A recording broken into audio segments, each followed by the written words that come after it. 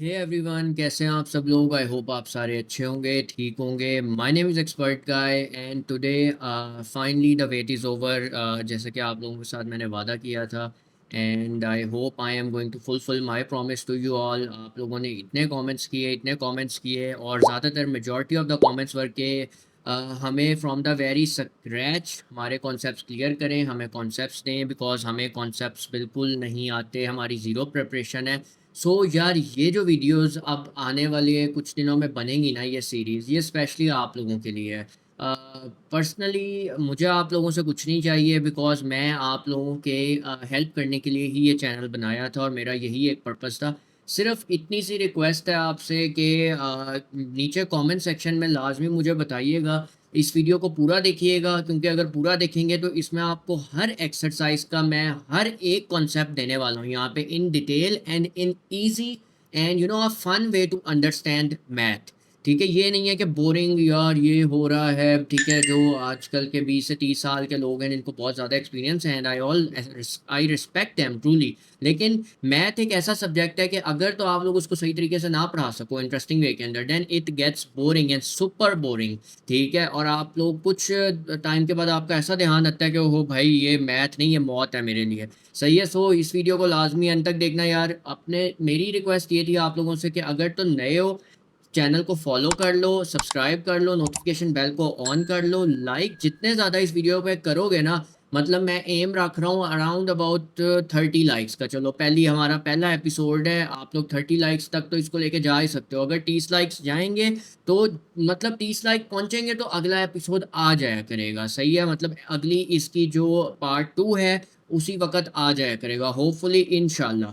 ठीक है, और अपने जितने ज़्यादा दोस्त, अपने बहन भाई, अपने कज़न्स, रिलेटिव्स, अपने नेबर्स, पड़ोसी, ठीक है, आपके जितने भी हैं, उन सब तक वीडियो पहुंचा देना। उनको भी मैथ पढ़ाओ। ठीक है, उनको भी कहो भाई आओ एंट्री टेस्ट की तैयारी करो हमारे साथ। ठीक है, इसका मकसद यार ये है, नहीं टू बी ऑनेस्ट, बिकॉज मैं पर्सनली अगर आप लोगों की हेल्प कर रहा हूँ तो आप लोग अगर किसी और की आगे हेल्प करोगे तो हो सकता है मे बी अल्लाह ताला को आपकी वो एक नेकी ही पसंद आ जाए और किसी का आपकी वजह से फ़ायदा हो जाए तो आप लोगों को उसका स्वाब मिलेगा। ठीक है, लाजमी शेयर कर देना।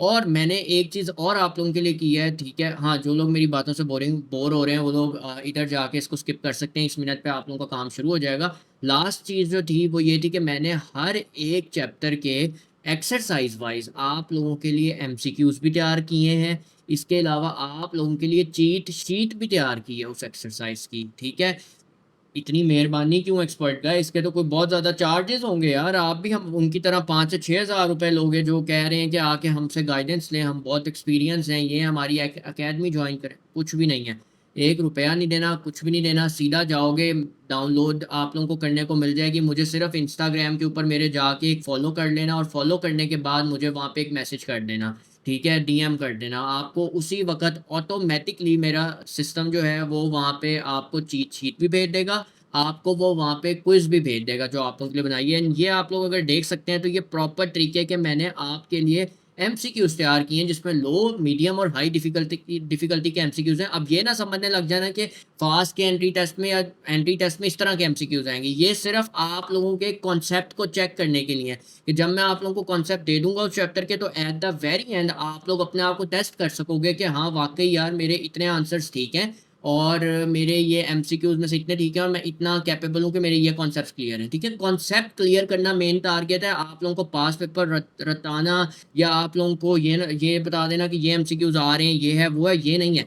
ये भी होगा। इसके लिए एट द वेरी एंड जब हम अपना पूरा कोर्स कवर कर लेंगे तो मैं मेरी टीम के साथ मिलके सबसे ज़्यादा इम्पोर्टेंट एमसीक्यूज़ जो उम्मीद है कि आएँगे या उनके चांसेस हैं कि वो आ सकते हैं, वो आप लोगों के लिए पाइल अप करूँगा फ्रॉम एवरी सब्जेक्ट और उसको भी अपलोड करूँगा CPP tutorials dot live site के ऊपर एंड होपफुली वो आप वहाँ से गेट कर सकेंगे और वो आपकी होगी फाइनल प्रिपरेशन का फाइनल फेज़।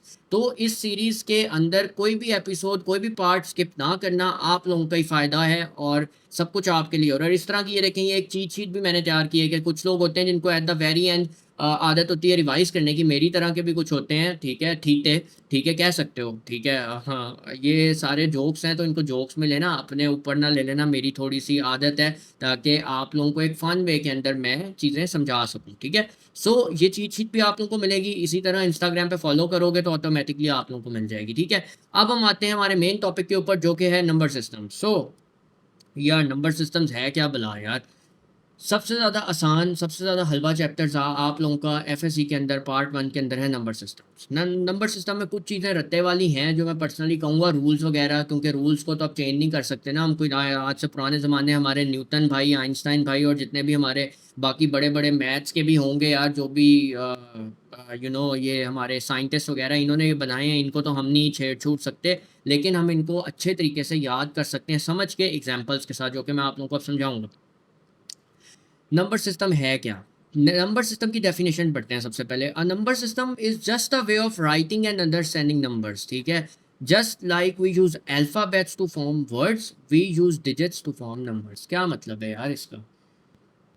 इसका मतलब ये है कि यार आप अल्फ़ाबेट से कोई लफ्ज़ जोड़ के अल्फ़ाबेट से एक सेंटेंस बनाते हो या एक जुमला बनाते हो। जैसे कि मैं कह देता हूँ ऑल, ठीक है? ए डबल एल, इसका मतलब क्या है? एक जुमला मैंने बनाया 3 अल्फ़ाबेट्स को जोड़ के। इसी तरह मैं नंबर्स को अगर जोड़ के, ठीक है, कोई एक चीज़ बनाता हूँ सपोज़, तो वो होगी हमारी नंबर सिस्टम, ठीक है। अगर हम दो नंबर्स को जोड़ के कोई तीसरा नंबर बनाते हैं, या हम किसी दो दो इनपुट दे के कोई एक आउटपुट उसके करस्पॉन्डिंग हमारे पास आता है, तो वो है हमारा नंबर सिस्टम, ठीक है। तो एक नंबर्स के सिस्टम को एक उसमें तमाम नंबर्स आपके आ जाते हैं, ठीक है। नेचुरल नंबर्स आ जाते हैं, होल आ जाते हैं, इंटीजर्स आ जाते हैं, रियल नंबर्स आ जाते हैं। अब सबसे पहले नेचुरल नंबर्स क्या होते हैं? ये चार मेन टाइप्स हैं, इसके अलावा भी कुछ हैं, लेकिन ये चार पे मेन फोकस होना चाहिए आपका। नेचुरल नंबर्स क्या हैं? 1 2 3 4 5 6, जो काउंट आप कर सको, जितने भी नंबर हम काउंट कर सकते हैं, जो कि बहुत ज़्यादा हैं, ये सारे नेचुरल नंबर्स हैं। होल नंबर्स क्या हैं? यार नेचुरल नंबर के पीछे ना सिर्फ एक ज़ीरो लगा दो, मतलब नेचुरल नंबर्स प्लस ज़ीरो, ये आपके हैं जी होल नंबर। 0 1 2 3 4 5 6 7 8, ठीक है, ये ज़ीरो से स्टार्ट होते हैं। इंटीजर्स क्या हैं आपके? होल नंबर्स, मतलब ज़ीरो से स्टार्ट होते हैं, 0 1 2 3 4 5 6 7 8 प्लस नेगेटिव नंबर्स, ठीक है। मतलब होल नंबर्स, मतलब आप समझ लो कि पॉजिटिव होल नंबर्स और पॉजिटिव और नेगेटिव होल नंबर्स, ये आपके आ जाते हैं इंटीजर्स, ठीक है। ये भी जीरो से स्टार्ट होते हैं, इनमें पॉजिटिव आपके नंबर्स भी होते हैं, ठीक है, और नेगेटिव भी होते हैं। जैसे कि एग्जांपल के तौर पे -3 -2 -1 0 1 2 3 4 5 6 etcetera etcetera etcetera. Real numbers, ये मेन चीज़ है। रियल नंबर्स क्या होते हैं कि जितने भी नंबर हैं आपके नंबर लाइन के ऊपर आते हैं। नंबर लाइन के ऊपर क्या, कौन से नंबर्स आते हैं? नंबर लाइन के ऊपर आपके सारे नंबर्स आते हैं, जो कि आपके रैशनल हैं, इरैशनल हैं, आपके नेचुरल हैं, आपके होल नंबर्स हैं, ये सारे नंबर लाइन पे आते हैं।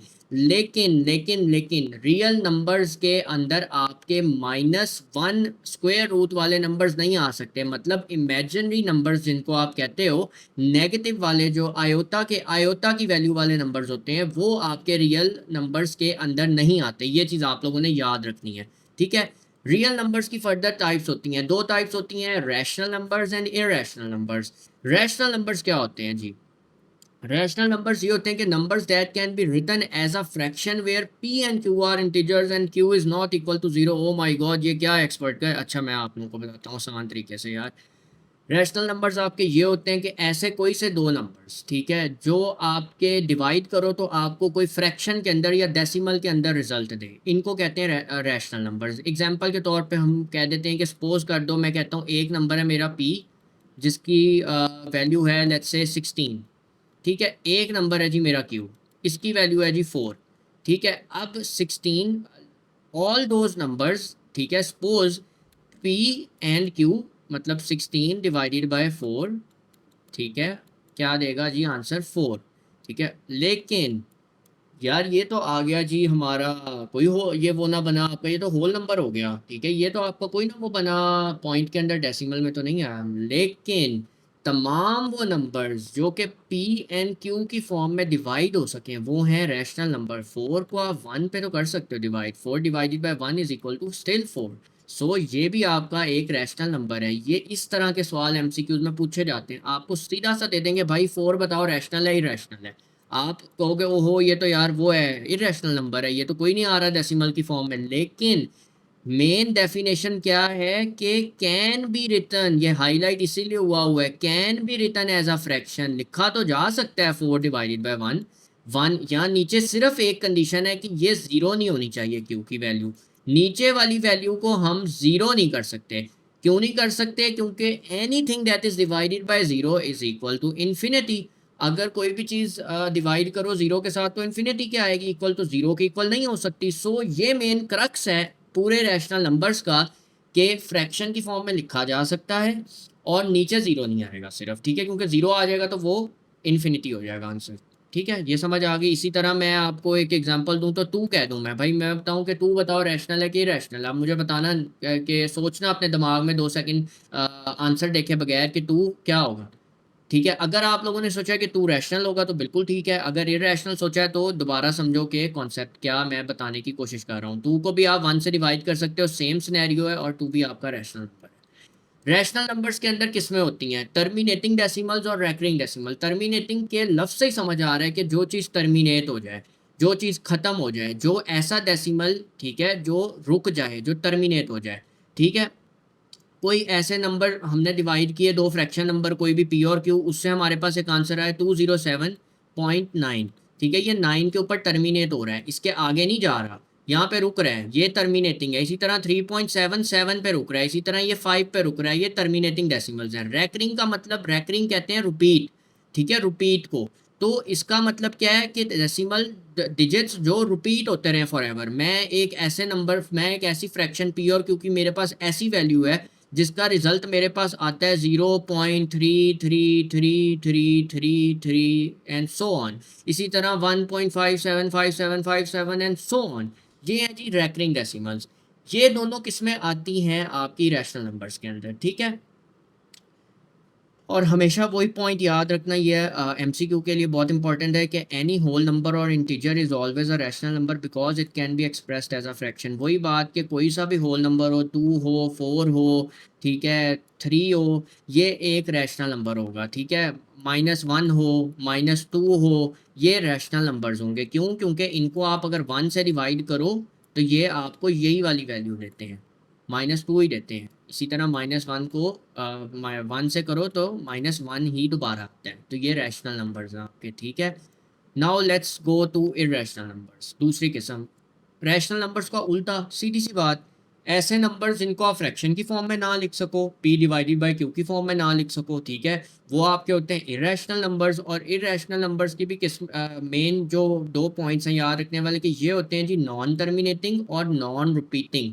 ये दोनों हो सकते हैं। अब कोई ऐसा नंबर जो कि टर्मिनेट ना हो रहा हो, ये भी इरेशनल नंबर में आता है, और कोई ऐसा नंबर जो कि नॉन रिपीट, मतलब रिपीट ना हो रहा हो, ये भी इसमें आता है। एग्जांपल के तौर पे स्क्वायर रूट 2, ठीक है, स्क्वायर रूट 2 की क्या वैल्यू आती है? 1.414 and 2 3 and so on something, ठीक है, जो कि रिपीट नहीं होती। इसी तरह स्क्वायर रूट 3 की क्या वैल्यू आती है? ये भी इसी तरह आती है। यहाँ पे आप लोग अगर देखो, मैंने निकालना था 1.73205080। इसमें मुझे बताओ कौन सा लफ्ज़ रिपीट हो रहा है? कोई भी लफ्ज़ रिपीट नहीं हो रहा, रैकर नहीं हो रहा, रिपीट नहीं हो रहा। ठीक है, तो ये इरेशनल है। ठीक है, and these are also non terminating. ठीक है, ये चीज़ भी आप लोगों को समझ आ गई, ये चीज़ हमारी हो गई खत्म। अब हम आ जाते हैं एक और चीज़ पे कि बाइनरी ऑपरेशन क्या होता है। बाइनरी का मतलब है दो, बाइनरी का मतलब है दो, ठीक है, बाइनरी ऑपरेशन, ऐसा ऑपरेशन जो कि दो नंबर्स के ऊपर कोई सा आप लोग रूल लगाओ। ठीक है, वो रूल क्या हो सकता है? एडिशन का हो सकता है, सब्ट्रैक्शन का हो सकता है, मल्टीप्लिकेशन का हो सकता है, डिवीजन का हो सकता है, कुछ भी हो सकता है। ठीक है, आप दो नंबर्स के ऊपर वो रूल लगाओ और कॉरस्पॉन्डिंगली वो आपको एक रिजल्ट दे, ठीक है, जो कि उसी ग्रुप के अंदर रहना चाहिए आपका रिजल्ट। अब इसका क्या मतलब है, इसको समझो। मैं ऐसे कहता हूँ कि आपको इस एग्जांपल के तौर पे यहाँ से भी थोड़ा समझा देता हूँ पहले। दो नंबर आप कोई से लेते हो, आप कोई सा भी ऑपरेशन उस पर अप्लाई करते हो, आपको एक रिजल्ट मिलता है, लेकिन वो रिजल्ट उसी सेम कैटेगरी में रहता है। अब इसका मतलब ये है कि मैंने दो रियल नंबर्स अगर रखे, मैंने कहा कि 2 + 3, ठीक है, ये दो रियल नंबर्स लिए, इसको मैंने कहा इसका रिजल्ट क्या आ रहा है 5, ये भी रियल नंबर ही होगा। ठीक है, अगर मेरे दो इनपुट्स रियल हैं तो ये रियल नंबर देगा, अगर मेरे दो इनपुट्स इंटीजर हैं, ठीक है, तो ये इंटीजर देगा। सपोज यहाँ पे एग्जांपल के तौर पे देखो, एडिशन ऑन रियल नंबर्स, 2 + 3, दो इनपुट्स मेरे रियल हैं तो ये भी रिजल्ट रियल देगा। Result is also real number. Addition is a binary operation on real numbers. Multiplication on integer, multiplication का रूल लगा देता हूँ मैं। -4 is a integer, multiply by 5 is also integer, positive integer. ये नेगेटिव इंटीजर है, ये positive integer है, that is equal to -20। ये भी हमें इंटीजर के अंदर आंसर दे रहा है। Both -4 and 5 are integer, result is also integer. तो ये आपका सेटिस्फाई करता है बाइनरी ऑपरेशन को, इसको हम कहते हैं बाइनरी ऑपरेशन। ये भी हो गया। अब हम आ जाते हैं आपकी मेन चीज़ के ऊपर जिसमें से एमसीक्यूज पूछे जाते हैं बहुत ज़्यादा, और ये चीज़ आपकी ज़रूरी है क्योंकि ये है प्रॉपर्टीज़। इसको बहुत ज़्यादा लोग रट्टा मारते हैं। मेरी पूरी कोशिश होगी कि मैं आप लोगों को रट्टा ना मरवाऊँ, कॉन्सेप्ट दे के आप लोगों को रूल्स याद करवाऊँ। सो इसको एज अ कॉन्सेप्ट लेके याद करना, रट्टे ना मारना।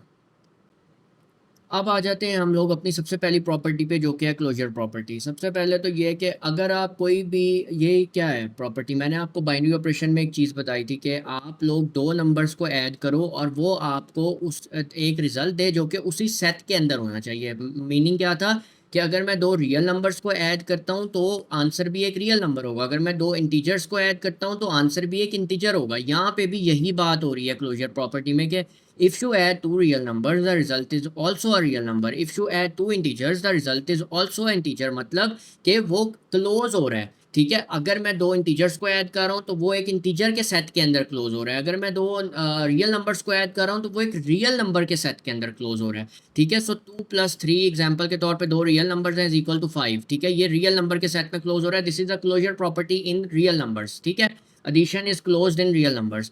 कॉम्यूटेटिव प्रॉपर्टी, कॉम्यूटेटिव का मतलब ये है कि याद रखना कि ऑर्डर को जो मर्जी रिजल्ट चेंज कर लो, रिजल्ट पे फ़र्क नहीं पड़ेगा। मैं दो नंबर्स को ऐड, मैं तीन नंबर्स ले लेता हूँ या दो ले, चलो दो पे लगा लेते हैं। मैं दो नंबर्स को ऐड करूँ लेफ्ट साइड पे, मैं कहूँ कि यार लेफ्ट साइड पे 4 + 5 है। ठीक है, तो ये क्या दे रहा है 9। अब मैं इसी तरह राइट साइड पे भी 5 + 4 कर दूँ, सिर्फ ऑर्डर चेंज कर दूँ तो भी आंसर तो 9 ही आ रहा है ना। ये है commutative property.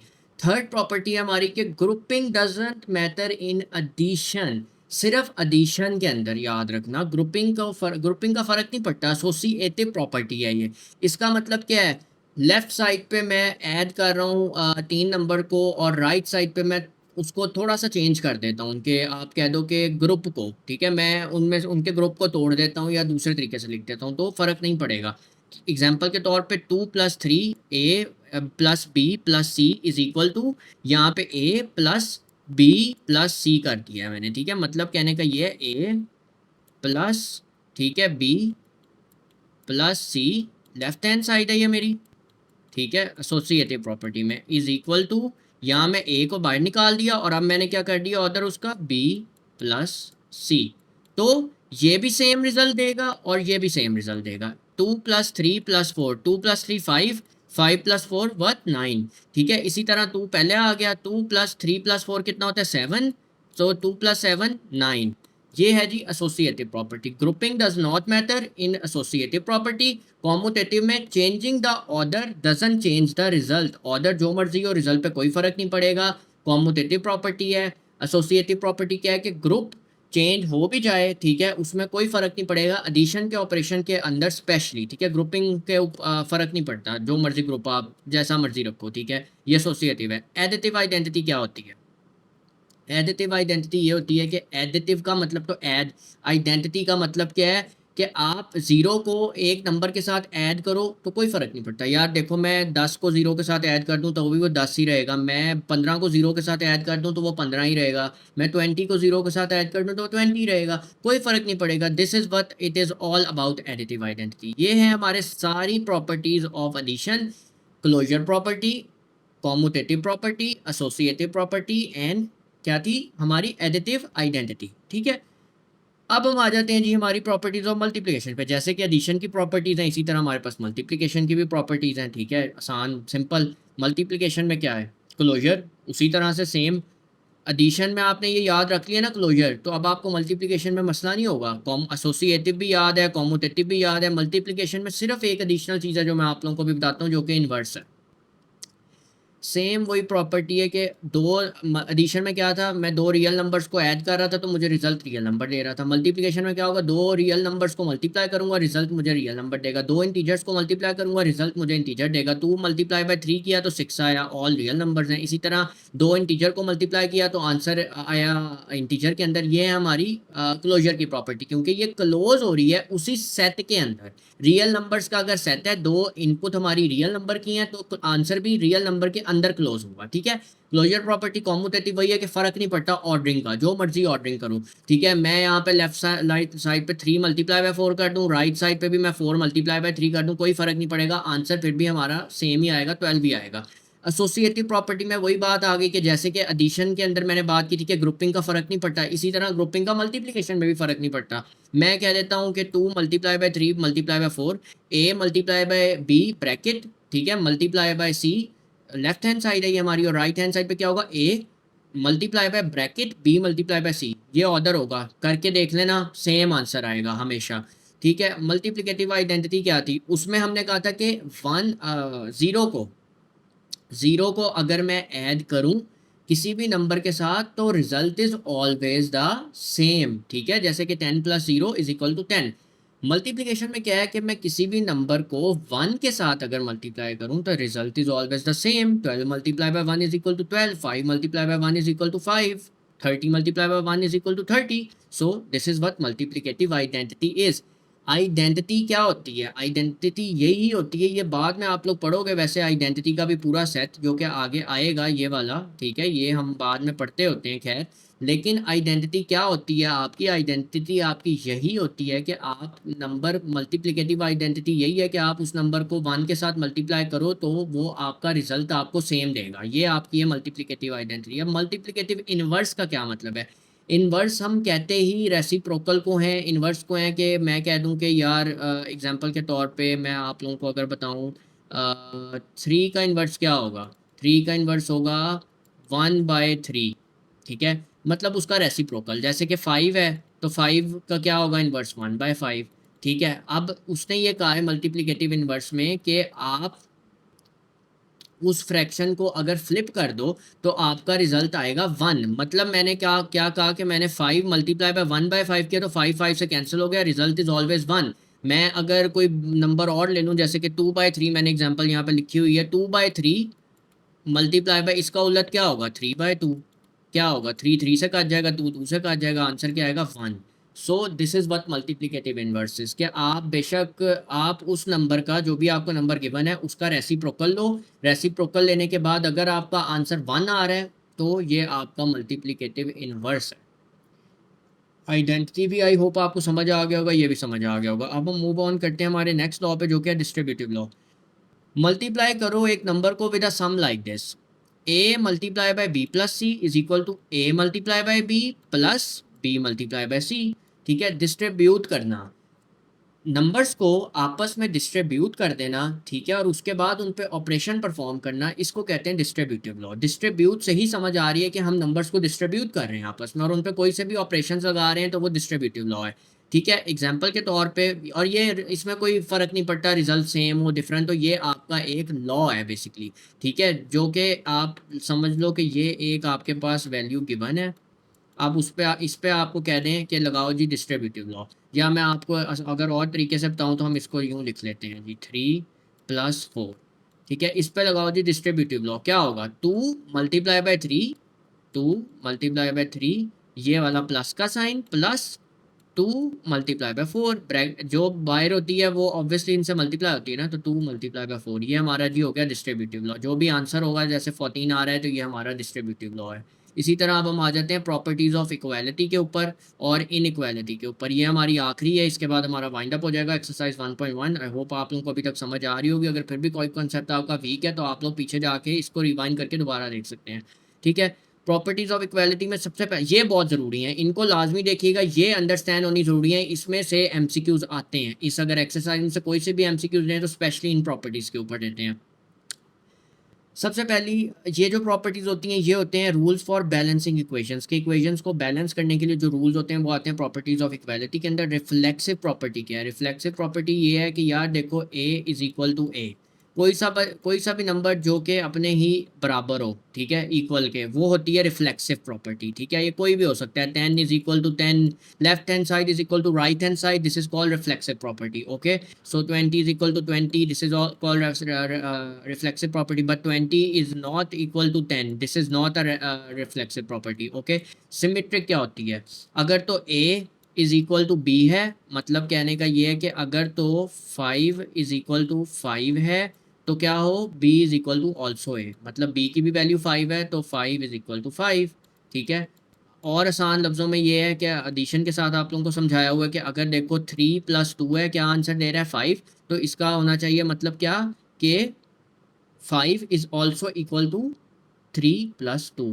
Left hand side क्या है, लेफ्ट हैंड साइड 3 प्लस 2 है, a is equal to b, 3 plus 2 हमारे दो नंबर्स हैं, हमें क्या दे रहा है आंसर 5, तो अब 5 भी इक्वल होना चाहिए 3 प्लस 2 के, ठीक है। वही आसान लफ्ज़ों में बात है कि अगर a आपका कोई सा भी नंबर है, 5 है और इक्वल है आपके 5 के ही, ठीक है, तो 5 भी इक्वल होना चाहिए a की, ठीक है। ये इस तरह से वर्क करती है, सिमेट्रिक होना चाहिए, आपस में सिमेट्री होनी चाहिए उनकी, ठीक है। अब आ जाते हैं ट्रांजिटिव प्रॉपर्टी के ऊपर, ये बहुत इंपॉर्टेंट है। अगर तो देखो सादी बहुत आसान है ये, अगर तो आप ए आपका इक्वल है बी के, ठीक है, A is equal to B, ठीक है, and B is equal to C, then A is also equal to C. ये किसी भी रिजल्ट के ऊपर अप्लाई हो सकता है। आपको कहा जाए दो नंबर्स दे दें आपको, इसी तरह जैसे यहाँ पे है, आपको कह दिया जाए 2 प्लस 3 इज इक्वल टू 5, या आपको एक वैल्यू दे दी जाए ए की, ठीक है, और आपको कह दिया जाए कि यहाँ पे 5 इज इक्वल टू 1 प्लस 4, ठीक है, 5 is equal to 1 plus 4, that is your value of C, ठीक है। तो फिर आपको बताना है कि ए, ठीक है, ये ए है आपका, 2 plus 3 is also equal to C, ठीक है, 1 प्लस 4। मतलब कहने का ये है, मैं आसान तरीके से यहाँ समझा भी देता हूँ दोबारा, कि अगर आपको कह दिया जाए वहाँ पे पेपर में 2 plus 3 is equal to 5 and 5 is equal to 1 plus 4, ये आपकी वैल्यू है ए की, वो आपको कह रहे हैं कि ये ए है। अगर आपका ए इक्वल है बी के, 5 है आपका बी, ठीक है, 5 है आपका बी, तो अब वो आपको कह रहे हैं कि एंड 5 इज इक्वल टू, ये नया नई वैल्यू आ गई, तो ये है आपका सी। तो क्या था, ट्रांजिटिव प्रॉपर्टी इस पे कैसे लगेगी, if A is equal to B and B is equal to C, then A is also equal to C, यानी 2 plus 3 is also equal to 1 plus 4, ठीक है। तो ये आपकी हो गई transitive property. Additive property of equality कुछ भी नहीं है, इसमें सीधा सीधा सा ये है कि देखो, अगर तो आप a is equal to B है, implies a plus C is equal to B plus C, ठीक है।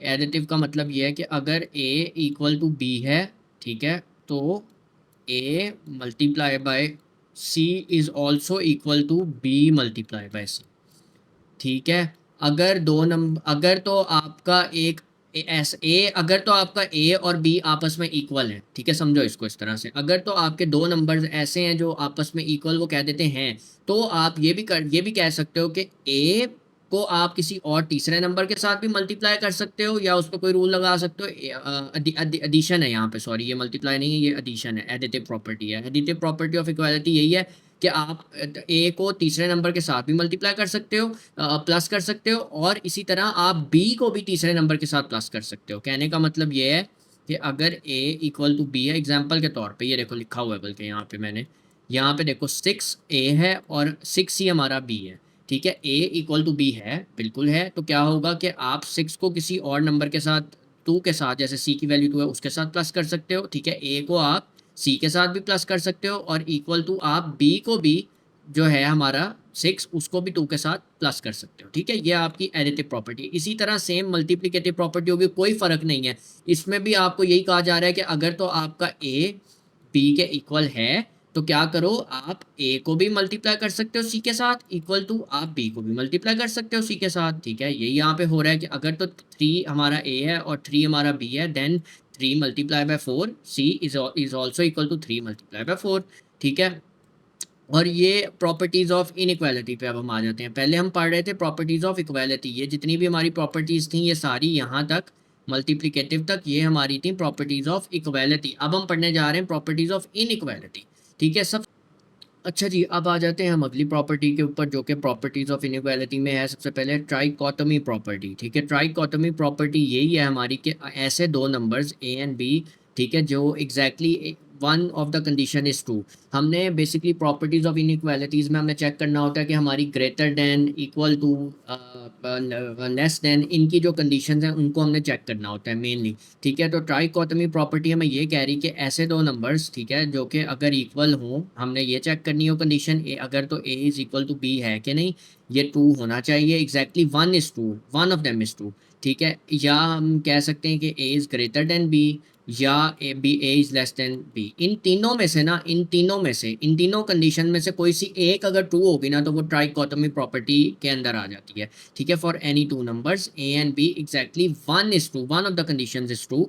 फॉर एग्जांपल हम कह देते हैं कि ए की वैल्यू 4 है, बी की वैल्यू 5 है, तो क्या है, A is greater than B. अगर मैं चेक करूं तो मैं कह देता हूं कि यार ये देखो 4 इज ग्रेटर देन, तो 5 हो नहीं सकता, ये तो गलत है, ठीक है? लेकिन 4 इज लेस देन 5 तो बिल्कुल सही कंडीशन है। इसी तरह 4 इज इक्वल टू 5 भी गलत है, ये हो नहीं सकती, तो ये सेटिस्फाई हो रही है कंडीशन, ये आ जाती है ट्राइकोटोमी प्रॉपर्टी के अंदर, ठीक है? इसी तरह ट्रांजिटिव प्रॉपर्टी ऑफ इनइक्वालिटी क्या है? ट्रांजिटिव अभी मैंने ऊपर बताया था, A is equal to B, then and B is equal to C, then A is also equal to C, ठीक है? इसी को अब हम अप्लाई कर देंगे इनइक्वालिटीज़ के ऊपर, मतलब वो ग्रेटर देन लेस देन के साइंस के ऊपर, ठीक है? मैं यहाँ पे कह रहा हूँ कि देखो अगर तो ए ग्रेटर देन है बी के साथ, ठीक है, और मैं कह रहा हूँ कि अब यहाँ पे मैं कह रहा हूँ एंड कह रहा हूँ कि बी भी ग्रेटर देन है सी के साथ, तो अब आप बताओ ट्रांजिटिव प्रॉपर्टी क्या करती है? A is also greater than सी, ये कंडीशन होगी हमारी, सीधी सी बात है, ठीक है? सो यहाँ पे भी यही वो कह रहे हैं, A is greater than B and B is greater than C, then it implies that A is also greater than C. 7 अगर तो देखो ग्रेटर देन है 5 से, ए हमारा 7 है, बी हमारा 5 है, और वो कह रहा है कि 5 अगर ग्रेटर देन है 2 से, ठीक है? 5 हमारा बी था और ये हमारा सी है 2, तो क्या होगा, implies 7 is also greater then 2। ये लो, ये कंडीशन भी आपको समझ आ गई। एडिटिव प्रॉपर्टी ऑफ इनइक्वालिटी क्या होगी? अभी ऊपर एडिटिव प्रॉपर्टी हम पढ़ के आए हैं यार, ठीक है?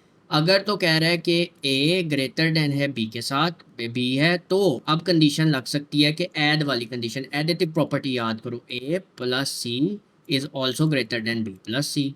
समझ आई कि नहीं आई? ये वाली प्रॉपर्टी ऊपर पढ़ी थी ना हमने, एडिटिव प्रॉपर्टी ऑफ इनइक्वालिटी, उसमें था कि अगर तो इक्वल हैं, अभी हम इनइक्वालिटीज़ के ऊपर जा रहे हैं। इक्वालिटी का मतलब इक्वल, इनइक्वालिटीज़ में आ जाते हैं ग्रेटर देन और लेस देन के साइंस मेनली, ठीक है? तो यहाँ पे हम चेक कर रहे थे कि ए इज अगर तो देखो बी है, एडिटिव प्रॉपर्टी ऑफ इक्वालिटी में, तो हम ये कह रहे थे कि देखो ए प्लस सी भी हम कर सकते हैं, ठीक है, और is equal to B plus C भी हम कर सकते हैं। उसमें अब हम क्या कर रहे हैं, यहाँ पे एडिटिव प्रॉपर्टी ऑफ इनइक्वालिटी के अंदर हम कुछ भी नहीं कर रहे हैं, हम इनइक्वालिटी चेक करें। हम कह रहे हैं कि अगर तो ए ग्रेटर देन है बी के साथ, तो हम ये कह सकते हैं ए ग्रेटर देन है हमारा C, sorry plus plus plus plus plus plus C, और greater than B plus C, ठीक है? ये हमारा कॉन्सेप्ट है एडिटिव प्रॉपर्टी का। सेम केस है मल्टीप्लाई का, इसमें लेकिन दो केसेस हैं, वो मैं आपको समझा देता हूँ।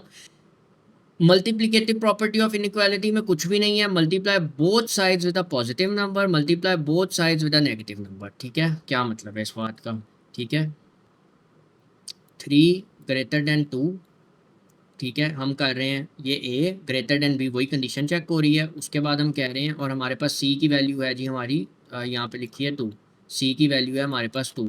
तो जब हमारी ये कंडीशन चेक हो रही है, मल्टीप्लिकेटिव प्रॉपर्टी ऑफ इनइक्वालिटी में क्या था, मैंने आपको ऊपर बताया था कि देखो यहाँ पे सिर्फ मल्टीप्लाई आ जाएगा, तो यहाँ पे अब हम क्या करेंगे, ये हमारा इक्वल हो जाएगा, हमारी सी की वैल्यू 2 थी, तो ए 3 मल्टीप्लाई बाई 2, ठीक है, इज़ ग्रेटर देन मैं कह देता हूँ, ये मैं यहाँ से मिटा देता हूँ।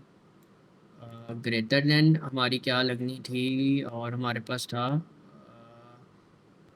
बी, हाँ, पी को भी हम कह सकते हैं, बी हमारे पास 2 है, और ये हमारा सी भी 2 ही है, तो मल्टीप्लाई बाय 2, ठीक है? तो हमारा जो आंसर आ रहा है यहाँ पे 6 आ रहा है, और ग्रेटर देन 4 आ रहा है। ये देख लो आप लोग, 6 इज़ ग्रेटर देन 4, ये हमारी ट्रू हो गई in case of a positive number. इसी तरह अगर हमारे नेगेटिव नंबर हो, सी की वैल्यू एक नेगेटिव हो, तो भी हम इसको चेक कर सकते हैं। सेम सिनेरियो है, जैसे कि 3 इज़ ग्रेटर देन 2 है, मेरी ए की वैल्यू है, ये मेरी बी की वैल्यू है, और मेरा सी जो है वो नेगेटिव नंबर है, तो मैं क्या कह रहा हूँ, 3 इज़ ग्रेटर देन 2, अब मैं यहाँ पे चेक करूँगा इक्वल टू, अब मैं कह सकता हूँ सबसे पहले a multiply by C, a multiply by -1 और ग्रेटर देन, ठीक है। अब मैं b को भी मल्टीप्लाई कर सकता हूँ 2 मल्टीप्लाई बाय -1, ठीक है। यहाँ पे थोड़ा सा इस तरह नहीं लिखा, मैं आप लोगों को करके दिखा रहा हूँ ये, ताकि आप लोगों को समझ आ जाए। ये -3 होगा और ये ग्रेटर देन -2 हो जाएगा। इसको हम अभी सही तरीके से भी लिखते हैं, ठीक है। तो -3, ये माइनस की वजह से जो हमारा साइन है ये हम इस तरह लिख सकते हैं -2, ठीक है। ये हमारी कंडीशन सेटिस्फाई हो गई है, ठीक है। आप लोग अब देख सकते हो 3 इज़ ग्रेटर देन 2, ये हमें प्रूव कर रहा है कि -3 इज़ लेस देन -2, ठीक है। ये हमारी आखिरी property of inequality with a negative number, ये भी केस है, और properties of inequality with a positive number, ये भी केस है। ये दोनों मैंने आपको प्रूव करके दिखा दिए। सो आई होप आप लोगों को ये एक्सरसाइज समझ आ गई होगी। आई होप ये पूरी क्रक्स था एक्सरसाइज का। अब आप लोगों ने जाना है और ये जो MCQs मैंने यहाँ पे आप लोगों के लिए तैयार किए हैं, इनको सॉल्व करना है। इनकी की भी यहाँ पे मौजूद है, अगर आप लोगों से गलत हो एट द वेरी एंड आप लोग इसको वेरीफाई भी कर सकते हो की के साथ, लेकिन आई विल से कि की को एंड पे देखना, पहले MCQs को सॉल्व करना, ठीक है। खुद से कोशिश करना। ये मुझे इंस्टाग्राम के ऊपर जैसे ही फॉलो करोगे, फॉलो करने के बाद DM में मुझे मैसेज कर देना, मैं आप लोगों को ये प्रोवाइड कर दूंगा। इसी तरह एट द वेरी एंड ये आप लोगों के लिए चीट शीट भी तैयार की गई है, हर प्रॉपर्टी की मैंने यहाँ पे मौजूद चीट शीट आप लोगों के लिए तैयार कर दी है, और कॉन्सेप्ट वाइज भी यहाँ पे लिखनी है जो बहुत ज़्यादा इंपॉर्टेंट है, ठीक है। ये एट द वेरी मोमेंट जब आप लोग एंड पे रिवाइज कर रहे हो, तो इस शीट को आप लोग देख के अपने कॉन्सेप्ट को रिकॉल कर सकते हो, ठीक है। So that it was all. मुझे कमेंट सेक्शन में लाजमी बताइएगा वीडियो आप लोगों को कैसी लगी। आई होप आप लोगों को चीज़ें समझ आई होंगी, मेरी एक्सप्लेनेशन, मेरे कॉन्सेप्ट देने का तरीका, और अगर फिर भी उसमें कोई इंप्रूवमेंट की ज़रूरत है तो constructive criticism I always am ready to take, ठीक है। मैंने सारी ज़िंदगी क्रिटिसिज्म लिया भी है और मैं उसको अच्छे तरीके से मैनेज करता हूँ, बल्कि आप लोगों से फीडबैक मांगता हूँ, मुझे लाजमी बताइएगा सो हम इसको फर्दर इंप्रूव कर सकें, ठीक है। Thank you so much guys for watching the video. My name is Expert Guy and I hope to see you all in the next one guys. Goodbye.